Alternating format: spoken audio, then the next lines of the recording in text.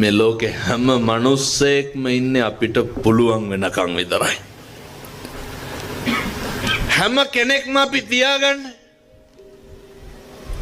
අපෙන් ප්‍රයෝජනයක් තියනකන් විතරයි. හැම කෙනෙක්ම අපි පාවිච්චි කරන්න මම මේ කියනවා පැහැදිලි ඇතිව යත්තන්ට. හැම කෙනෙක්ම අපි පාවිච්චි කරන්න පින්නතුනේ එයත් අංගේ වැඩ කරලා දෙනකම් විතරයි.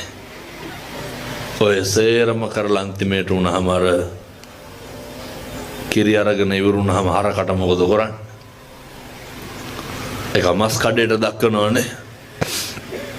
ඒ වගේ තමයි අපිටත් වෙන්නේ. වැඩ අරගෙන ඉවරුනහම ආය අපෙන් වැඩක් නැති වුණාම ඒක දරුවෝ කියලා ભેදයක් නැහැ, ස්වාමියා කියලා ભેදයක් නැහැ.